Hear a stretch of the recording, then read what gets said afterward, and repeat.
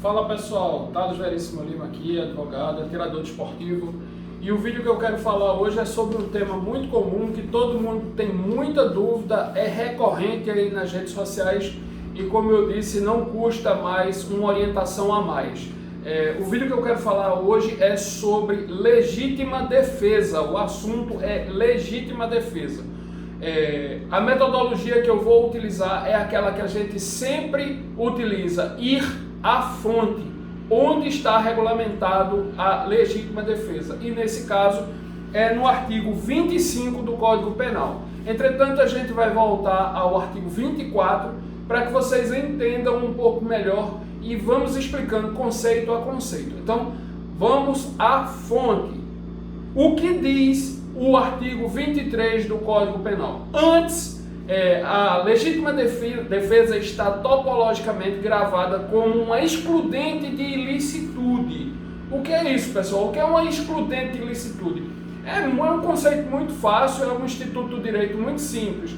Diz o seguinte, que mesmo que haja tipificação de uma conduta penal, ou seja, de uma ação humana, mesmo que aquilo seja classificado como um crime, ainda assim a sua ilicitude é excluída. Por quê? Porque teve causas que deram justo motivo àquela ação ser praticada por um agente humano, mesmo que seja tipificada como um crime. Então, a primeira coisa que vocês têm que entender é que legítima defesa é um dos excludentes de ilicitude penal.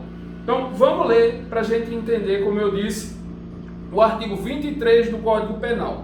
Não há crime quando o agente pratica o fato. Agente é a pessoa, entendeu? É uma pessoa. Quando um agente pratica o fato. Inciso 1º, em estado de necessidade. Inciso 2º, em legítima defesa, que é o que a gente vai focar. Inciso 3º, em estrito cumprimento de dever legal ou no exercício regular de direito. Parágrafo único deste artigo 23. O que é que o parágrafo único fala? Fala sobre excesso, o excesso punível nesses três casos.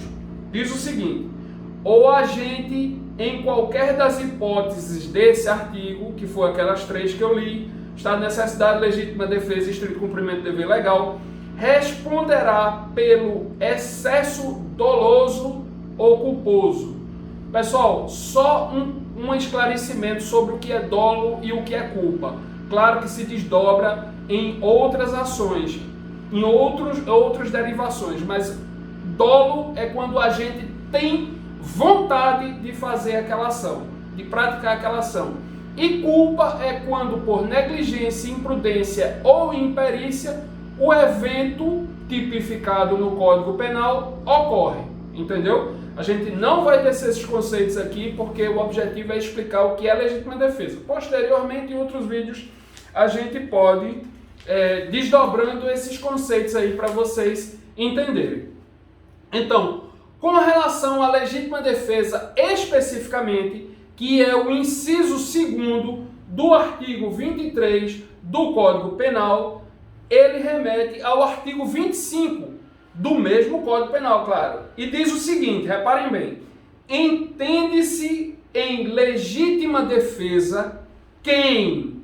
Aí lá vamos os tipos do artigo.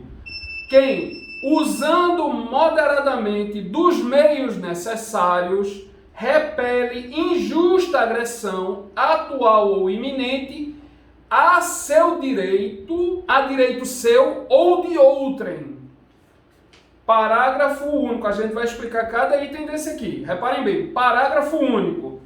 Observados os requisitos previstos no caput, na cabeça do artigo, deste artigo, considera-se também em legítima defesa o agente de segurança pública que repele agressão ou risco de agressão à vítima mantida em refém durante a prática de crimes. Pessoal, a gente tem que desdobrar aqui para vocês entenderem. Primeira coisa, ele diz, usando moderadamente os meios necessários. O que é isso? Tem um jargão em direito que diz assim: não se atira em passarinhos com canhões. Usar os meios moderados, pessoal, é equilibrado. Olha, primeira coisa, vocês têm que entender que a legítima defesa ela tem a finalidade de repelir a agressão. Entendam o verbo que o legislador usou. Ele não usou matar a agressão, trucidar a agressão, explodir a agressão, esquartejar a agressão. Ele não usou nada disso. Ele usou repelir. O que é repelir, pessoal? É expulsar,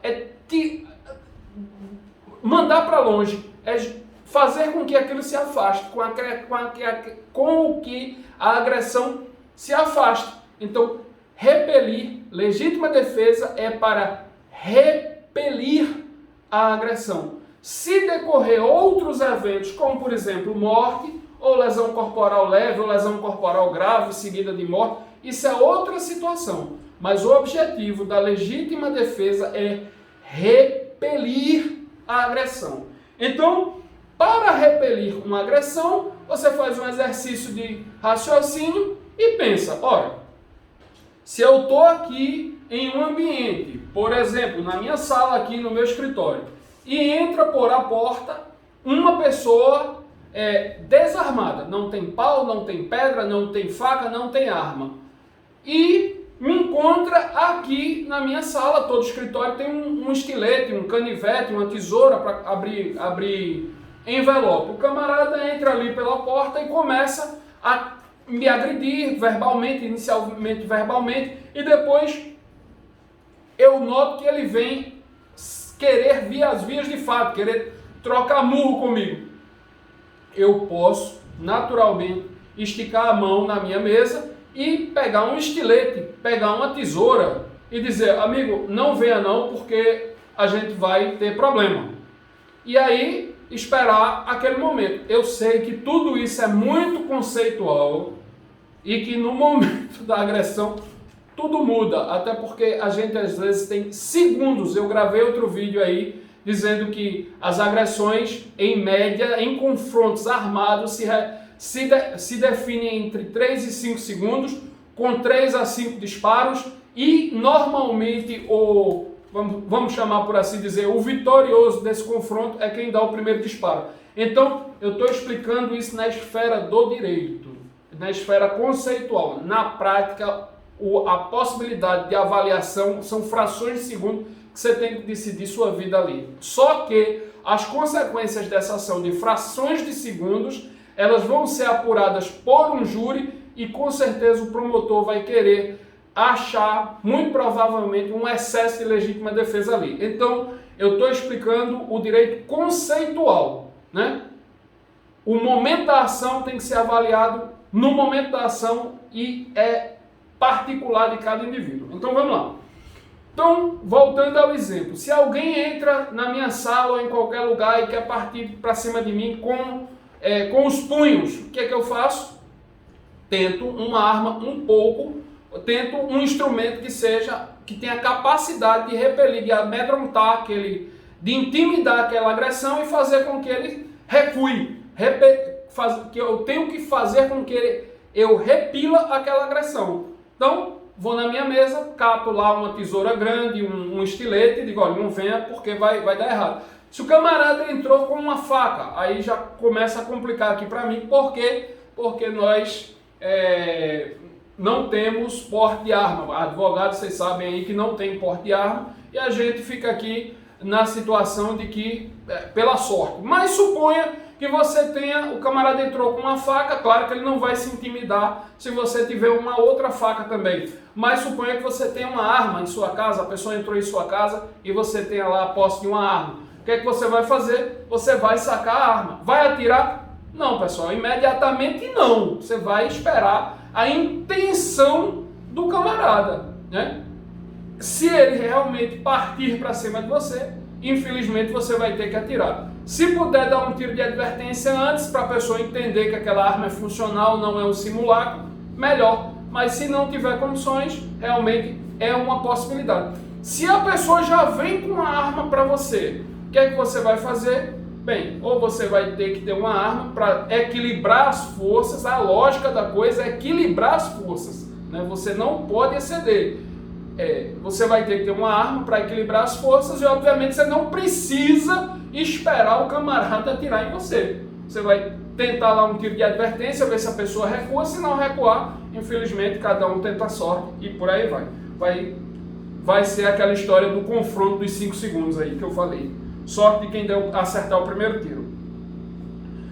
Como eu estou explicando, qual é o outro limite da legítima defesa? Primeiro são o uso moderado da força. Você tem que usar uma força compatível, não pode ser excessivamente superior. Qual é o outro conceito? Meios necessários.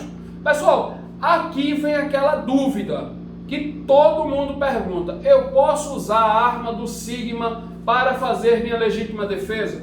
Bem, se for o meio que você tem, a lei não diz se é arma do Sigma, arma do Sinarme, se é fuzil, se é pistola, se é calibre restrito, calibre permitido, né? Se por acaso você só tem aquela submetralhadora Thompson de coleção no seu acervo, é o meio necessário.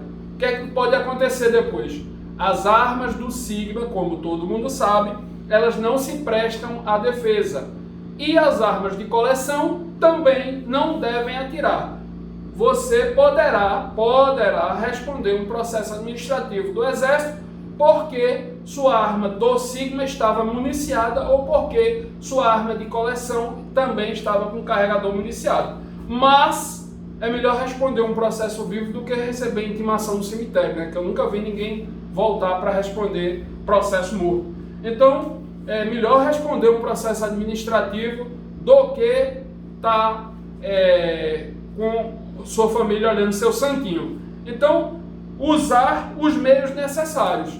Se você tem à disposição uma faca e aquele meio é compatível com a agressão, use. Um porrete, um facão, use.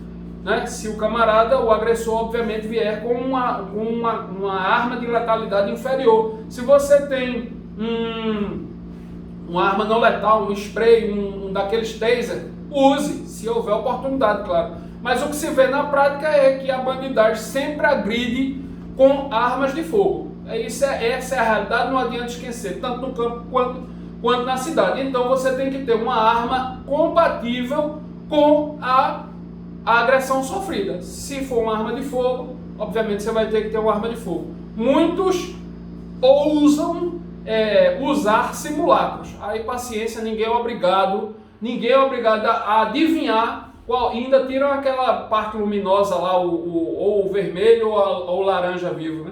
Ainda tiram aquilo ali para realmente simular uma arma de fogo. Então ninguém é obrigado a ser gênio para descobrir só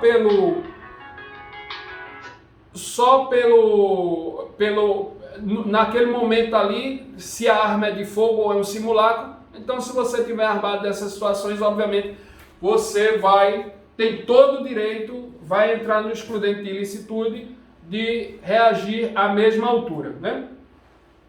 Um outro conceito que está aqui no caput do artigo é a agressão atual e iminente. Pessoal, isso gera muita dúvida também. Você não pode. Quem espera fazer sua defesa com base em legítima defesa, a agressão ela tem que ser a defesa ela tem que ser no instante da agressão. Não pode ser uma situação onde você foi ofendido, você teve a possibilidade de sair da ação, do momento da ação, foi em casa, se armou e voltou. Não dá. Isso não é legítima defesa. Porque pelo início do caput já houve o cessamento da agressão. A agressão já foi repelida. Não tem como abstrair que houve um excesso, uma legítima defesa quando a agressão ocorre num momento, numa situação, você tem a oportunidade de ir ao carro, pegar sua arma e voltar. Isso não é legítima defesa. A agressão ela tem que ser atual, agora, nesse minuto, e iminente, nesse instante. Então, mas também, por outro turno, de outro lado, você não precisa ser agredido para fazer sua legítima defesa.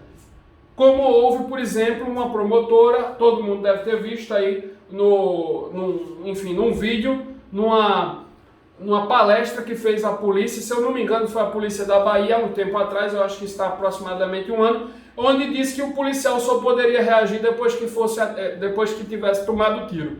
Isso é absurdo. Se você está numa situação onde você tem praticamente certeza de aquele seu desafeto está no mesmo ambiente e por acaso ele levou a mão à cintura ali, você obviamente não vai esperar ser alvejado para poder fazer sua legítima defesa. Agora, o que ocorre é que pode haver um erro de interpretação e obviamente você ceder na sua legítima defesa, né? Então, são situações muito particulares, como eu disse. Eu queria deixar alguns pontos aí, um exemplo clássico na doutrina penal. Você vai numa calçada, você tem uma inimizade pública, ali você vai na sua calçada e comprar o pão na padaria. De lá para cá vem um desafeto seu, um público e notório desafeto seu. O que é que ocorre? O seu desafeto lança a mão na cintura e você prontamente pensa naquele imediato instante: eita, vou morrer agora, vou levar tiro. Fulano que é meu desafeto, já tivemos várias brigas, prometeu me matar, vai me matar aqui agora. Você leva a mão na cintura e mata seu desafeto. O que é que ocorre? Isso pode ser interpretado como legítima defesa, desde que o camarada não esteja armado, enfim, aí vai de acordo com as provas carreadas aos autos, mas pode sim ser interpretado como legítima defesa.